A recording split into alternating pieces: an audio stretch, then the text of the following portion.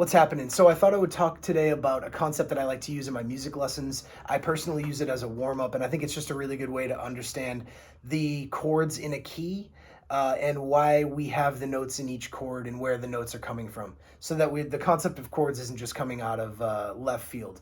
A lot of chords are actually based on the major scale.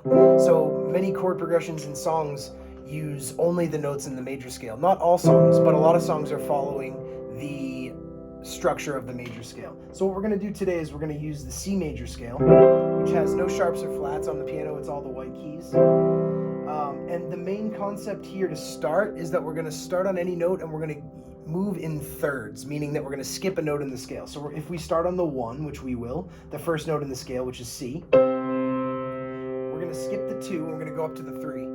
So now we have the 1 and the 3. And then we're going to skip the 4 and go up to the 5. So we have 1, 3, 5, and that would be in thirds. So that from the first to the third, the distance there is a third. From the third to the fifth is the third. That creates your 1 chord. So we have a C major. That's the 1 chord in C. Then we do the same thing from the 2. So we start on D, which is the second note of the C major scale. And we skip the 3, we go up to the 4. So we have 2, 4, and then we have 6. So then we're moving in thirds as well. 2, 4, 6. That gives us our 2 chord, which is a D minor. The 2 chord is always minor in a major key. Then we go up to the 3 and we do the same thing. So we start on 3, then we go to 3, 5, 7. That's an E minor chord, so the 3 chord is always a minor chord. Then we go up to the F, which is the 4 in the key. So we go 4, 6, 8. That's an F major chord. The 4 is always a major chord in a major key. Then we go to the 5. We do the same thing. 5, 7. They call it 9 or 2. Same thing. 5, 7, 2. And that gives us our 5 chord, which is a major chord, G major. 5 chord is always major in a major key. Then we go to the 6 chord. And then we have 6, 1, 3. Or La, Do, Mi. Depending on what system you're using. That's a minor chord. So the 6 chord is a minor chord in any major key. And then we go to the 7, our last note in the scale. And we go up in thirds there. What we end up with there is 7, 2, and 4. Or 7, 9, 11. And though that creates a diminished chord, so a B diminished, because we have 2 minor thirds there.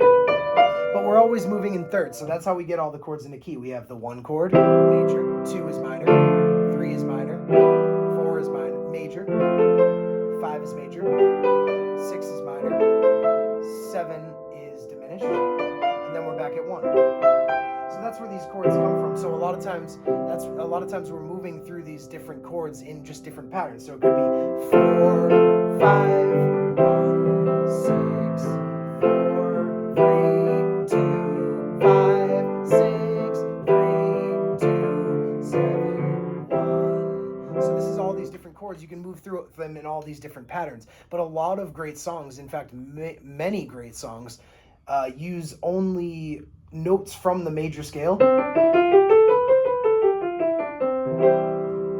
build all the chords in the song, and that's called diatonic, meaning there's only there's one key. It's in one key the whole time.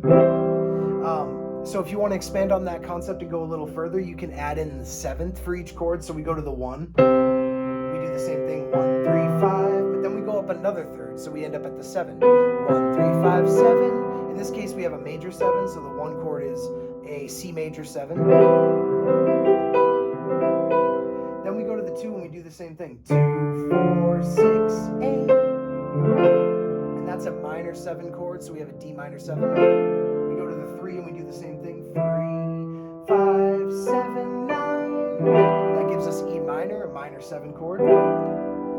And then we have the 4 chord, F. So we have 4, 6, 1, 3, and we end up with a major 7 chord, another major 7 chord. So the 1 is a major 7, and the 4 is a major 7. The 2 is a minor 7, 3 is a minor 7. I'm jumping around a little bit here, but just to give you an idea of the way my brain works. We're going to go up to the 5 now. So now we're at 5, we're going to do 5, the 5 chord, adding in the 7, we have 5, 7, 9, 11, and what we get there is G7, so a dominant 7 chord, which is a major chord, but it has a flat 7. So instead of that major 7 chord like we play on the 1 and the 4, those are both major 7 chords. On the 5, we get a dominant 7. And that's the only dominant 7 in any key. The 5 is the only dominant 7. If you're not breaking the rules of the key, that's the only spot where you have a major chord with a flat 7. And then we go to the 6 and we do the same thing. So we go 6, 1, 3, 5. And that gives us a minor 7 chord, an A minor 7 chord. So there's 3 minor 7 chords in any key: the 2, the 3, and the 6. And then we have one more chord. We go to the 7, 7, 2, 4, and then 6. And that gives us a half diminished chord, or a half diminished 7, because a full diminished chord is built off of all minor thirds. So whereas this, using the major scale, we end up with a half diminished chord, which is at the bottom is diminished, but then we add in a minor 7 to the root. So that would be an A if it's B. So B half diminished chord is our 7 chord. And then we're back at the 1. And you can do that on and on. You could go up to add in the 9. So now we could start back at the 1 and go 1, 3, 5, 7, 9. And just add in a 9 for every chord as well, and you'd get all different sets of chords. The 2, add in the 9, but you're only using the notes from that key that you're originally playing in. So you can figure out every single note by just going up another third within the scale, and you get the next kind of layer of the chord. Then if you want to start breaking the rules, which is fun in music, and it's the way that really good music is often written, is to start to break rules, you can go outside of the key. So in this case we have C major. But if we start to use that as a foundation but not stick to it strictly, like for example, we might go 1 is a major chord because that's typical in the major key. 1 is major, 2 is minor, 3 is minor. Where 4 is usually major, maybe we make it minor. So it flats the 6 that makes this note flat, and we make it minor. 1, 2, 3, minor 4. Then we get this kind of darker sound. So you can start to break the rules of the key that you have. And that's just one example. You could also do something maybe where you go major 1, minor 2, that's typical, minor 3, major 4, then you could go to the 5 and make it minor, and that would flat the 7.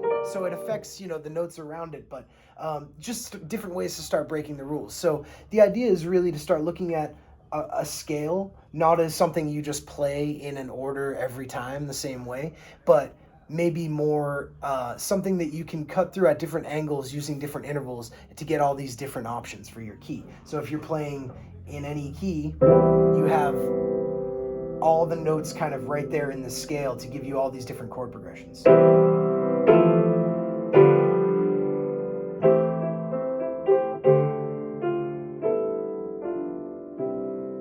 And you can get some really nice sounds using just the notes in the major scale. But yeah, check it out. Start playing with those ideas and let me know what you think. Talk to you.